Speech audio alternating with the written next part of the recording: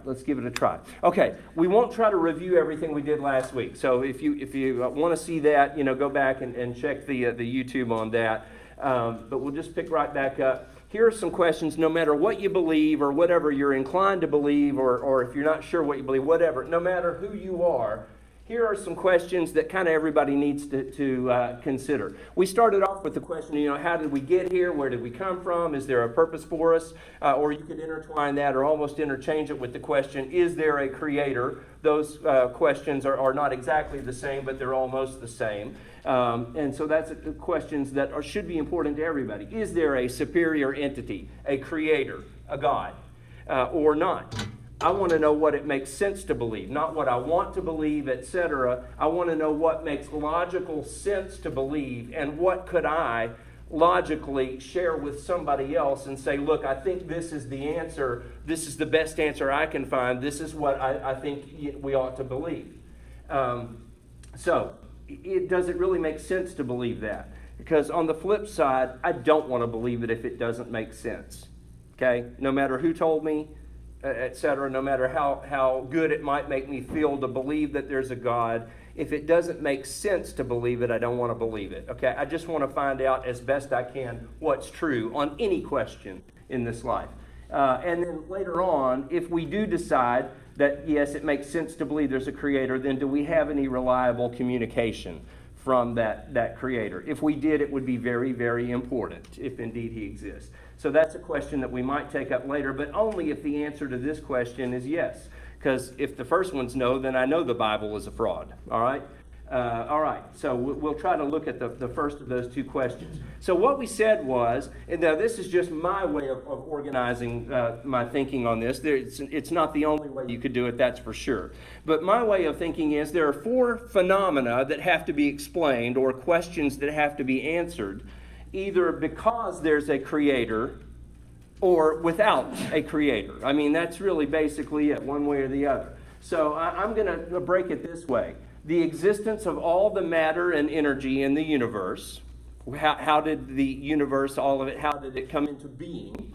Second, the precise structure and organization of the universe as we see it. Third, the appearance of any kind of life, the initial appearance and survival of any kind of life on this planet, no matter how simple or complex that life. And fourth, the amazing diversity and complexity and precision and function of life as we see it, up to and including the human body and everything else. Everything that I hope you noticed as you were driving here this morning with just the incredible life around you. So those are the four questions, and every one of them has to be answered to the best of our ability, either because of a creator or without a creator. So hopefully that just makes logical sense. So what we want to do for each one of those is kind of, at least briefly, and it will be brief in this series, it'll be an overview and really a summary, but examine kind of the major competing theories for each of those four major questions and figure out what makes the most logical sense. Now, again, don't worry too much about that. That's kind of everything at once. So down the left side, there are four major questions. Here are the major theory or theories on the theistic side, that is, because of a creator. And then here are, and I hope that's recording. I think it is. I don't know. We'll find out. Okay, and on this side, the little double line in the middle there, and on this side, kind of the primary atheistic theories. Okay, and notice I don't say atheist in a pejorative sense. That's not a critical term. That's just, okay, I'm just saying it as a completely respectful, that's a descriptive term. So these are the main theories if there is no creator, some alternative or older theories, and then some additional ones we'll look at. All right, there's no quiz, like I said. Don't worry about that slide. That just kind of tells you there's the roadmap, there's everything at once. But we're going to take it a little piece at a time. However, here's the important thing. And what we're going to get into today is kind of the part you never hear anybody talk about, but it happens to be the most critical part of all. Because if you don't get this right, you don't stand a chance of figuring out the correct answers to these questions. And I don't know why you don't hear anybody really spend much time talking about what we're going to talk about today. And that is, how do you figure out what's true? What's your method? Is it what you read on the internet? I think you know better than that. Is it what you heard from somebody on TV? You know better than that. Is it what most people seem to believe? What's the consensus? Well, I hope you can see through the fallacies with that as well, on any subject, okay, no matter what it is. But we got to figure out, how do you determine logically what to believe and what's not worth believing? So, if we look at this, first thing you'll have to just really accept is this.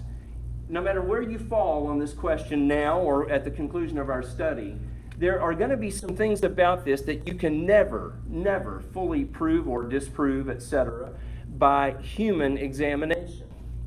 And that's going to be true. The creation account is one of them. Okay, I cannot prove or disprove that outright. But if we could, that just slam dunk. There would be it. I cannot fully prove or disprove that. But some of the competing atheistic theories fall in the same category. So what we've got to do is figure out, well, what can we find out and feel sure about? It doesn't mean that we're lacking evidence, as you'll see. All right. So what the honest thinker has to do, and I hope that's you and me, consider all the possibilities critically. That means you don't accept them unless they make sense. You critique them, okay? You look try to poke holes in them and see what can survive. See which one that can be disproven or not compatible with known evidence. And those have to go out the window, whatever they are. And then see which ones remain that make the most sense. Which ones are the most fully compatible with the available evidence. Okay, and what you'll hear a term, well, let's introduce, if you don't know it already, which ones have the greatest explanatory power? Think about that.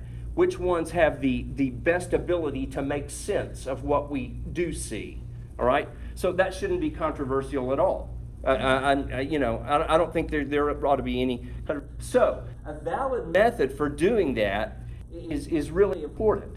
And like I told you a minute, everything rides on this. Because if you make a mistake here, it's kind of like if you're building a house or a road or whatever. If you get 2 degrees off at the beginning and then you keep going in that direction, you're going to have a big problem by the end. If we don't get a valid method for figuring out what's true, you could be easily bamboozled, okay? You may be led astray if you don't have a really good method to figure out what's true and what's not. I mean, you'll be destined to come to the wrong conclusions before you even start. I hope that makes sense. So here's kind of where we were last week. Let's talk about science and what it can do and what it can't do. All right, the scientific method, you've heard of that term. And basically, in a nutshell, it is, if you want to know the truth about something, okay, ask a question, find out what's already known, and analyze it to see does it make sense that it's true or not, because not everything in a journal is true. Okay, construct your hypothesis. What do I think happened? And by the way, for the purpose of our discussion, I'm not going to make a distinction between hypothesis and theory and proposal. Okay, I'm going to just kind of use those interchangeably for our present discussion. Okay, there are fine differences between them. All right, but construct a hypothesis. This is what I think happened or might have happened. Test it by doing an experiment. Okay, if you're doing anything, medical, engineering, whatever it may be, if you are able to do an experiment, that's what you ought to do. Now, sometimes you can do that, right?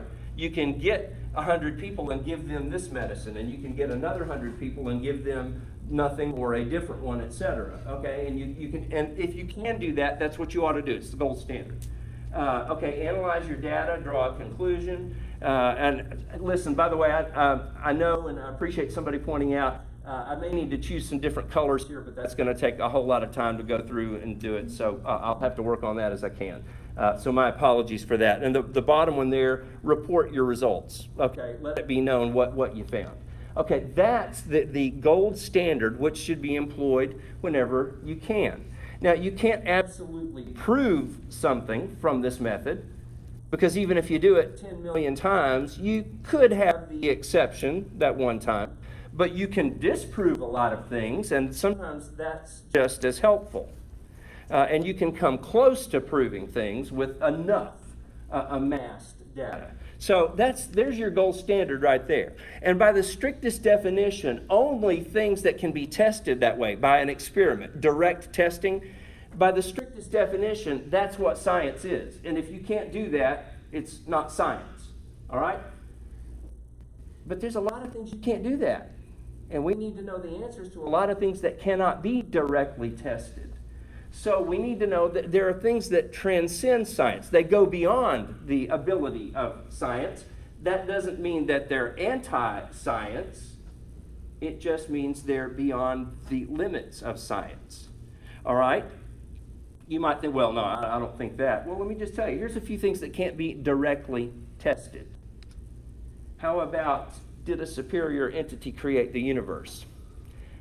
I cannot design an experiment which will allow me to test and so, oh, yep, it did. Oh, no, it didn't. Yeah, I'm not able to do that, nor anyone else. How about, did the universe exist without a creator? By the same token, I'm not able to design an experiment and conduct it to know that, okay? In fact, as we'll see, I can't even directly observe it. There are things we can observe, but not directly. I wasn't there when it all started. However it started, I can't recreate it on the lab bench, and I didn't see it happen. Did a superior entity initially create life? Did life appear spontaneously without a creator? I can't run an experiment. Did macroevolution take place, or did the complexity of life appear because of a creator? Did Abraham Lincoln ever live? Ooh. See, I can't run an experiment to prove or disprove that. I know the name. I've read the accounts. I happen to believe that he existed, but I can't run an experiment to prove that, and I didn't directly observe it either, and photographs can be faked, etc. Did World War II occur? I've got books with amazing pictures and facts, etc. You see what I mean, though? I can't test that. And I have read historical accounts of things that were fake, and they didn't occur. Now, I'm not doubting it. Please don't think, there's a nutcase up there, But I think you get my point, okay? Who committed a murder? Can you run an experiment after a murder has occurred? Can you run an experiment to determine who did it? No, you can't, okay?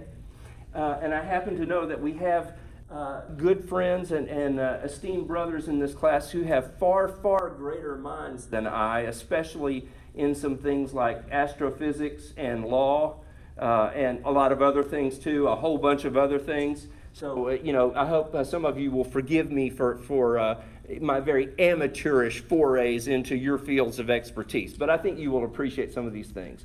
Okay? Did you eat lunch yesterday? Did you eat breakfast this morning? You say, well, yeah.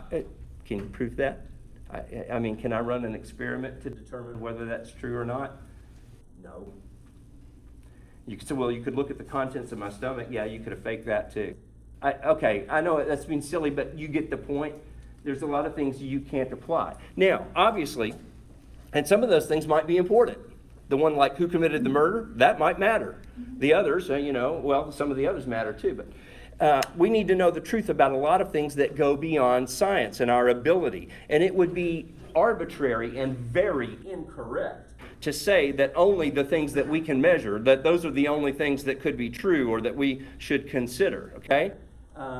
You may have heard this name. That's a common misapplication of his work from way back when, to say that, well, if you can't measure it, then you can't even consider it. That's bunk. Well, so what are we going to do? Don't let anyone tell you, don't let anyone equate science with knowledge and truth. Science, and I think a bunch of us love science, love it with every nerd, neuron that we have, but yet it's not the limit. It's a hugely important piece of determining what's true. But as we've seen, there are things that it cannot test and prove or disprove, etc. So just the fact that something is not science completely doesn't mean that it's not possible or it's not true. It just means that human observation is not adequate to determine it. All right. Well, so we're going to have something more than that. Science is fantastic whenever you can employ it. What about when things go beyond it? How are you going to determine that?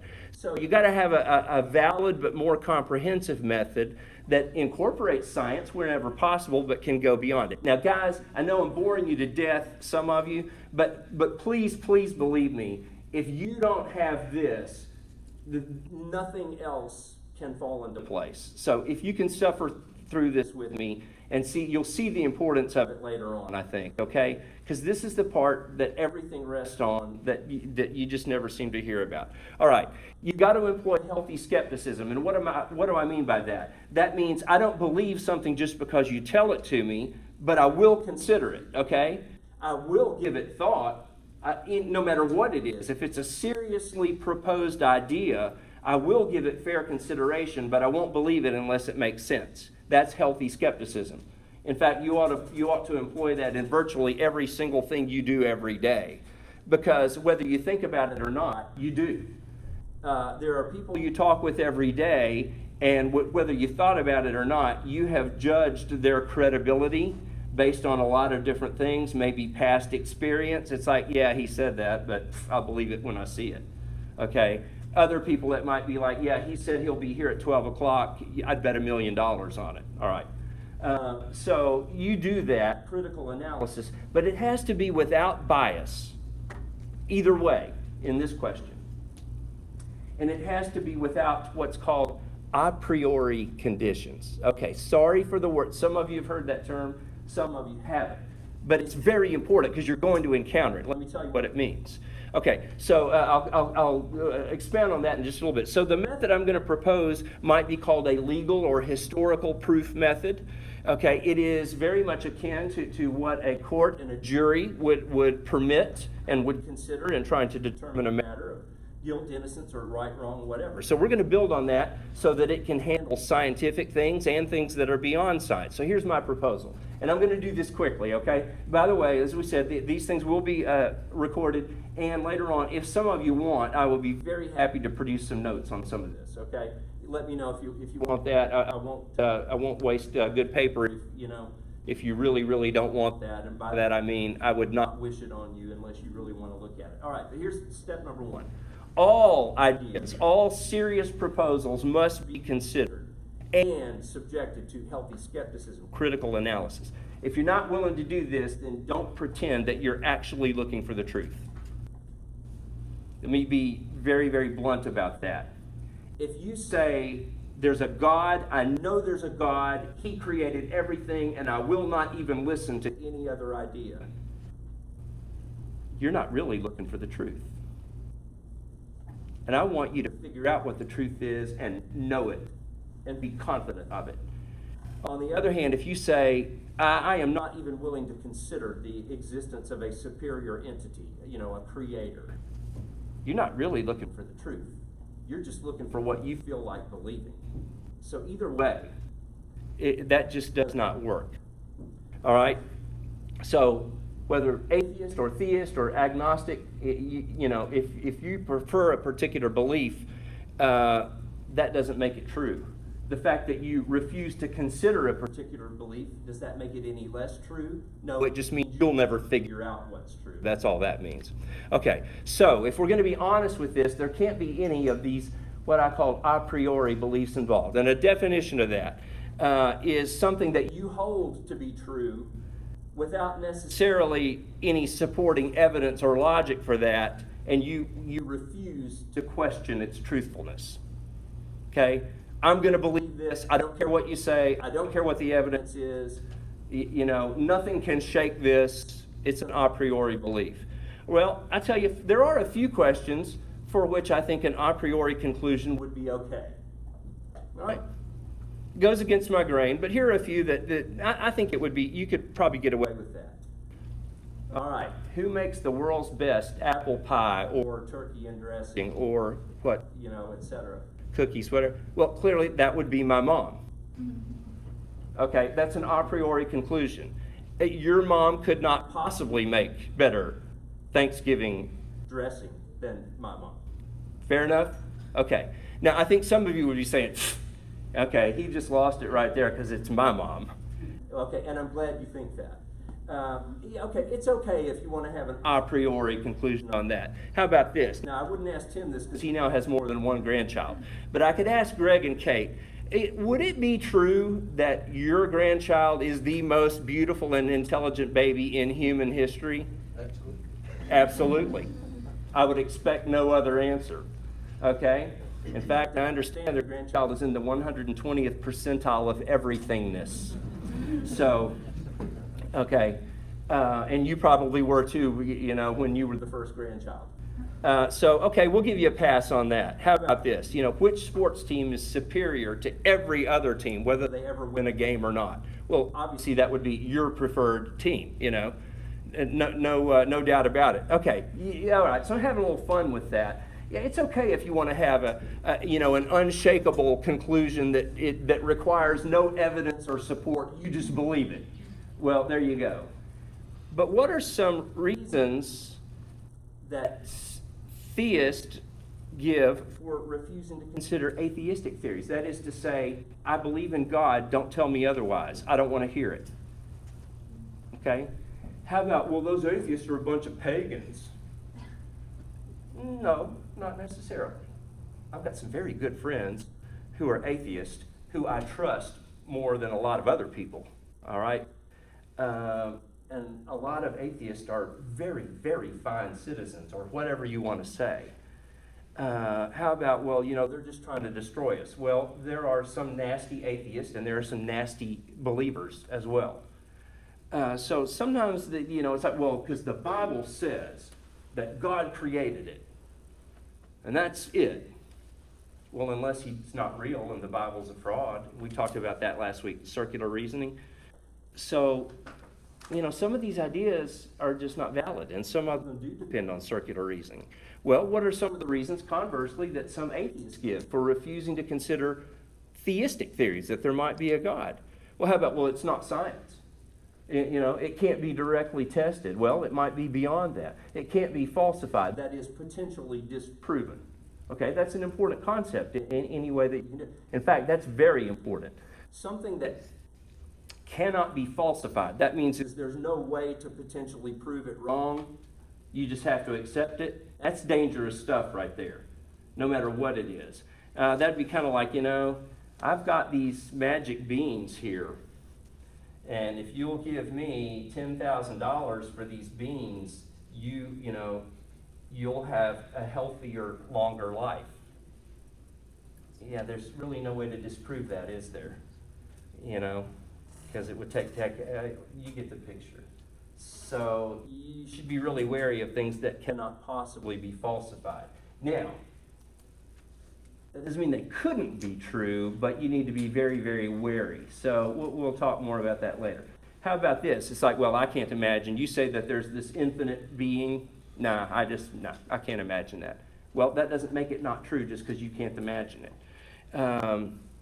Or how about this? It violates the a priori commitment to not consider any possible such being. And some people have that. It's like, no, I can only consider, things that I can measure, that I can test. I cannot consider anything other than that. Is that valid? No. Okay, I think we've probably kind of shown why. Well, let's try a few quick examples of if refusing to consider ideas that you don't like could get you in big trouble, whatever you're talking about. How about this? Family's in the car. It's time to leave for the big vacation trip. You've already paid Disney World $50 million for your band, and it's time to hit the road, but you now can't seem to find the car keys. All right, so the wife says, honey, the kids are getting restless and we need to go. Like, yeah, but I can't find the car keys. And I don't have one of those little thingies, to make them beep. And she says, well, did you look, on the counter right beside the door, above the kitchen sink, right beside the door? Did you look there? And you say, no, they couldn't be there. No, I'm not going to look there. I'll go search through the couch cushions. So you do that. All right, they're not there. And she goes, well, did you look on the counter right by the door? And like, no, they couldn't be there. I don't ever put them there. They could not be there. I will not look there. He said they could have fallen out in the yard when I was putting suitcases in. I'll go search the yard with a metal detector. Okay, if you've got this is not going to go on very long, especially if you have a wife. Okay, this is not going to go on very long. But do you get the picture? Because you refuse to look on the counter right beside the door. And guess where they might be? All right. What about this? Let's suppose, that the young flies, they come to the old, very wise, experienced fly, and they say, "Oh, great one, we have heard horror stories of a horrible death contraption known as a fly swatter. Is it true? We're terrified." And the old wise fly says, "No, it is not true. Here's why. I've never seen one. I've never talked to anyone who's personally seen one. I cannot construct an experiment to measure one or to detect it.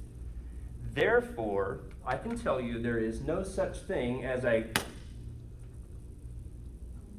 Sorry, there was. Does the fact that he refused to consider the possibility, did that make it any less true? Unfortunately not. How about this? Who is the shooter?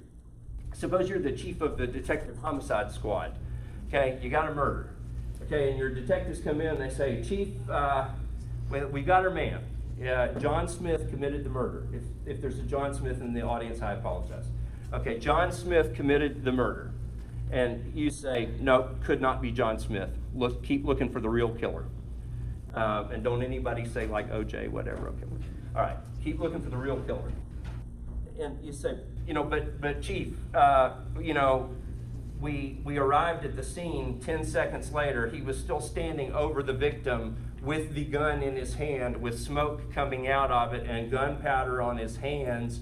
The ballistics are a perfect match. And he has the victim's DNA all over him. And there were 17 eyewitnesses who all identified him independently, and there were 10 surveillance cameras that recorded the entire event with his face plainly visible." You say, "Nope, couldn't be John Smith. Keep looking elsewhere." Do you get the idea? If you refuse to consider all of the alternatives, you might miss the truth.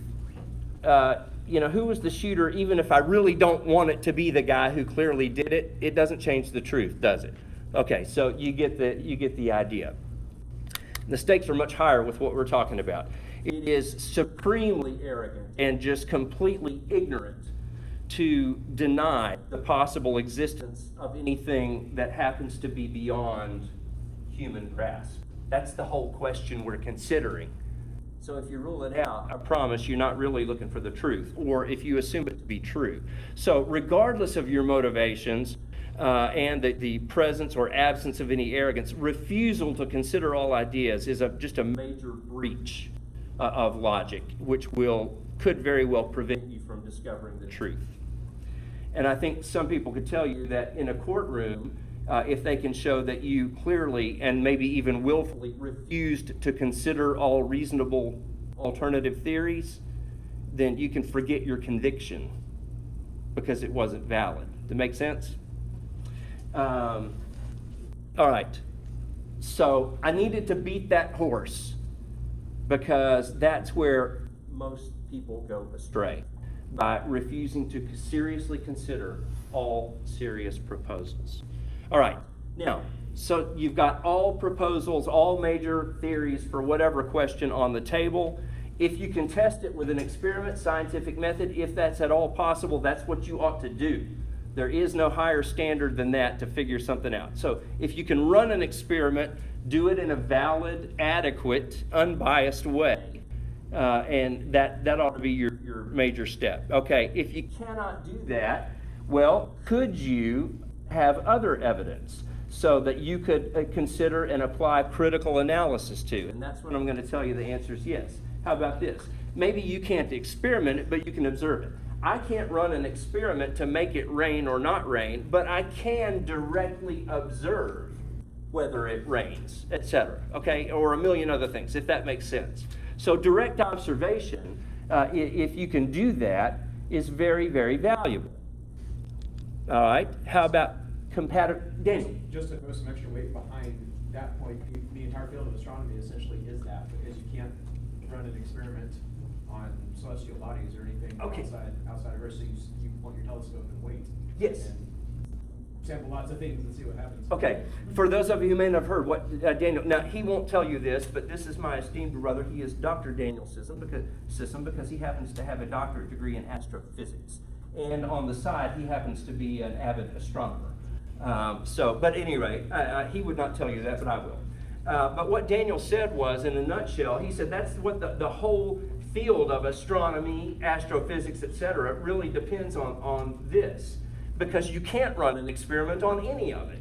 Okay, you can't control stars and planets, but you can observe them. In many cases directly, and in some cases that can lead to indirect observation because you're looking at past events as well. So both. So that's, yes, this is huge. This is huge.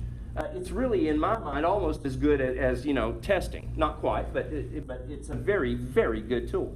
All right, then, is the thing you're considering compatible with what you do know, other things that you do know?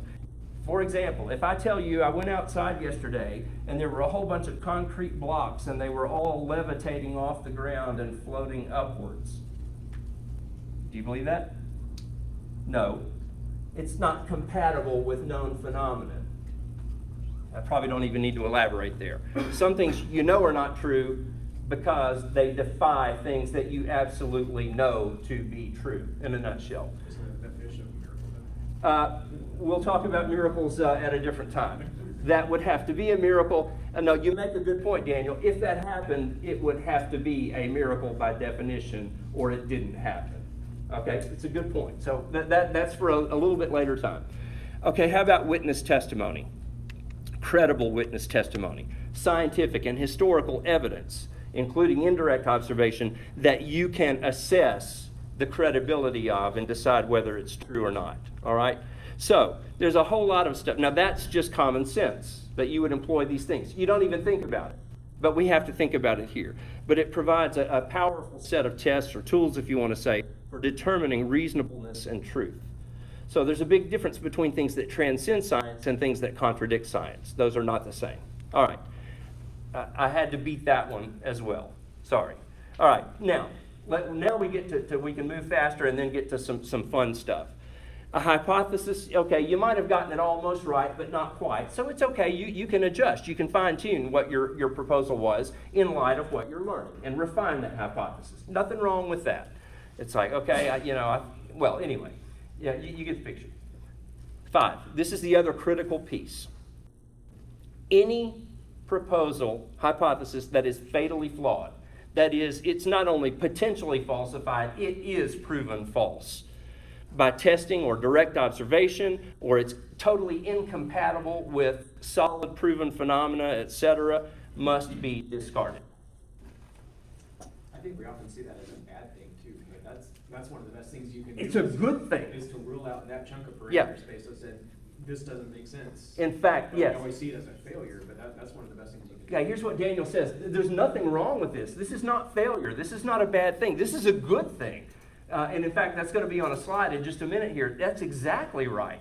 Because if you can rule something out and say, no, the idea, it might have sounded reasonable, but it's not true. It's just not true. That's good. Because if you can find out what's not true, you're one step closer to narrowing things down to what is true. So score a win if you can figure out that something's not true. Okay, and I appreciate your saying that. We're going to come back. Okay, so if you won't do that, though, there are people who refuse to discard hypotheses that don't make sense. Hypotheses. Okay, and that's the other major. Here are the two huge mistakes. You either refuse to consider all reasonable ideas, or you refuse to discard something that does not make sense. That also, if you refuse to discard an untenable hypothesis, you're not really looking for the truth. Greg? I don't want to throw you off track. So how do we deal with when the Russians first launched Sputnik, the cosmonaut said, I'm in space and I don't see God? Okay. Part of that, I'm going to have to let that wait. Greg said, he said, I don't want to throw you off track, and that's easily done, believe me. But he said, for example, when the Russian cosmonauts, it was Yuri Gagarin, I think, was the first one, went into space, ahead of the Americans, of course. And he said, no, here I am. I'm looking at space, I'm looking at all of it, and I see no evidence of God. Okay? An American astronaut later on said, I see him everywhere I'm looking. Okay? Let me save that question for a later time if I can, all right? It's a good question. All right, but I hope that makes sense right there, okay? So if your hypothesis can't survive tests of logic, etc., so be it. Out the door it goes, garbage can. If it defies all credibility, just admit that and count yourself lucky, like Daniel said, that you've been able to confidently eliminate something. It has to be discarded, even if you really, really, really wanted it to be true. I'm sorry. Facts don't care about your feelings. So, look, there's no virtue in continuing to believe something that just doesn't make any sense. You might think that's enlightenment or, I'm intellectually superior because I believe things that actually don't stand up to the evidence. I think I might have a different adjective for you or me, okay? So you get the idea there. And if your cherished hypothesis just gets hammered by the cold, hard reality, what do? You go back to step one. Okay? And here's what Daniel said, and you count yourself fortunate for being one step closer to finding the truth by eliminating something that wasn't. Keep repeating it until a hypothesis can make it to the final step, the remaining hypothesis, which is not fatally flawed in any way, which is not truly, effectively falsified in some way, the one that has the best ability to explain what you see, then that's the one you ought to go with until and unless you can find something that seems to make even more sense.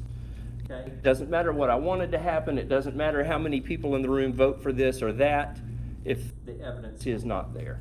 All right. There it is all on one page. Okay, I will spare you any more of that. Okay? So, and it's okay to use your brain. It's okay to use your logic, your intelligence, valid principles. You're allowed to do that. You ought to. That's what I'm saying. I'm being sarcastic. You need to use your brain, whatever it is you're looking at. If you don't, either because you're, that hurts your head to use your brain or, et cetera, or you don't want to, or you don't want to know what the truth might be, well, you need to get over that. Let's follow valid principles. And I'll tell you what, very respectfully, call the bluff on nonsense. We try to use good sense in every other area of our life, So I made this slightly more palatable. Don't pour water of any type on my leg and tell me it's raining, because I might just see through that. I wasn't born yesterday, so let's use our brains. And if you do pour water on my leg and tell me it's raining and I point out that you're full of bunk, that doesn't make me less intelligent because I saw through, your proposed theory. All right. Here's the thing, though. When the origins of the life and universe are being considered, many of the scientific minds that normally would adhere to exactly these principles and nothing less will instead kind of throw all that out the window and go with a very different criteria, which we'll learn more about, in the coming weeks. Most atheistic scientists, and I don't say this even with any malicious intent, okay, just statement of fact here. Most atheistic scientists have one principle that reigns above all others, and that is an a priori commitment to give no consideration to any possibility that there could be a superior entity. Okay? You may not realize that. And if you refuse to consider reasonable possibilities, then should your remaining conclusions be counted as trustworthy? I can't. You might be right, but you might not if you didn't follow a valid sequence or method. So most atheistic scientists will profess to believe almost anything if it's the best alternative they've got to any possibility of a creator. You need to know that. What's your basis for thinking that? Hundreds of hours of reading, and some that I'll show you in just a minute. And in fact, most journals have a blanket policy. They refuse, and I don't blame them for this, okay? They refuse to even consider a paper for publication if it has anything other than a completely, natural material explanation. And I don't blame them for that. That's for a journal. Yes, it does, for a scientific journal. But does that mean that that's the totality of knowledge? No. That's the scientific method, and we ought to use it. But to say, well, there are no journal articles that posit this, no, because they're not allowed to be published. That goes back to your falsifiability statement earlier. Yes, it does, and we're going to come to that. Things, and if you're not doing something falsifiable, it's not science. So of course, So it doesn't belong in a science journal. Isn't going to be working in that area. Yes, there are things that don't belong in a science journal, no doubt about it. I guess I just disagree with your a priori statement on the left side. Okay, I can show you the result of hundreds of hours of reading, and I'll show you one example in just a minute, okay? So a lot of times sound logic, etc., will sometimes be freely thrown to the wind, and you'll be told that, oh, well, this is good science. No, good science is good science, okay? And the existence of God is beyond the pale of science, but it is falsifiable, as we're going to see. But it's not going to come today, okay? But we will see that because it's a very important principle that, believe me, we're coming to. But believing something that doesn't make sense, just like refusing to consider an idea, that is not good science, and it's not good logical thinking either. Okay, as I kind of alluded to earlier, here's the problem, and this is why you had to suffer through today's discussion. Because here are two things that often lead to mistaken conclusions. Number one, refusing to consider all possibilities. And number two, refusing to discard things that actually don't make sense in light of very well demonstrated knowledge. Okay, and once you've committed the first of those, okay, you've eliminated the theories you didn't like. It's really tempting then to want to stick to whatever you got left, even if it doesn't really make great sense. Okay, that's a lot to read, but let me show you something here and we'll wrap up. This is from a review of a book by Carl Sagan, and this is a noted scientist explaining this is the way we think. This goes to what you said. This is by no means the only example, but I thought it was one of the most clear that goes to this. Okay, suffer with me here for a minute, okay? He says, as he's talking about as atheistic scientists, okay? And he's going to explain why. He goes, our willingness to accept scientific claims that are against common sense is the key to understanding the struggle between science and supernatural. He's saying, okay, we're willing to accept scientific claims that don't quite make sense. Let him elaborate. We take the side of science, and that is material, strictly, only the natural, no superior entity involved, no creator involved, okay? We take the side of science in spite of the patent absurdity of some of its constructs, okay? In spite of its failure to deliver some of the things it should, in spite of the tolerance of the scientific community for just so explanations, things that's not really a very good explanation. Or he said a second ago, even things that just flat out don't make sense, he goes, we'll accept them, okay? Because we have a prior commitment, a commitment to materialism. That is, no creator. Materialism, only the physical in front of us. All right? He says, it's not, let me skip down a bit. He said, we don't have to have that a priori commitment. He said, we just do. We just do. We are forced by our a priori adherence. You remember what that is. This is what I'm going to believe, no matter what. Our adherence to only material causes. That is, there cannot be a creator. So therefore, we have to create a set of concepts that produce material explanations, no matter how counterintuitive they may be. no matter how mystifying to the uninitiated. He says, moreover, he said, that's absolute. We absolutely refuse to consider anything except just the material. Okay, just that. He says, because, well, my goodness, if we allowed ourselves to, to think beyond that, well, that would leave room for a divine foot in the door. My goodness. And he says, Louis Beck used to say, if you could believe in God, you believe anything.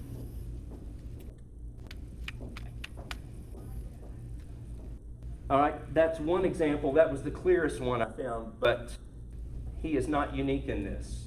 There is, among many, many people, not among all, you're going to see some things. And there are a whole lot of scientists who believe in some things, but believe that there probably was a superior entity initiating. Okay, so we'll get into some of that. But here's the idea. That's a preview. Don't take my word for it, though. You're about to come, because we're going to get to the interesting stuff now that you suffered through this very necessary foundation, to see an honest evaluation of where the evidence leads. And we're going to look at things that actually can be potentially falsified. And we're going to apply the same critical analysis to the favored ideas of both theists and atheists. And that way, see, I get everybody upset with me, which I usually do anyway. So that's where we're headed. And that's, again, a recap of what we're looking at. And that then will lead us where we start next time to define, okay, exactly what are the major hypotheses, especially for that first question. One second. So, folks, I thank you. I know it was especially boring for a lot of people, but I hope you can see how important this discussion was. Everything rests on how you go about figuring out what's true and what doesn't make sense. Dan? I'll save it for next week. Okay, very good. And glad to have you. Appreciate your being here. And that goes for every single one of you. Thank you very, very much for being here. I love you guys. I appreciate you. I don't know most of you, but I see some of the things you do, and I know the other 99% that I don't see. Thank you for being who you are. It gets a whole lot more fun from here. You've now paid the punishment, so come back, and get at least a little bit of reward, okay? Thanks, y'all. Hope you have a good week ahead. Mrs. Beatty has brought some fine baked things over there. You ought to check them out.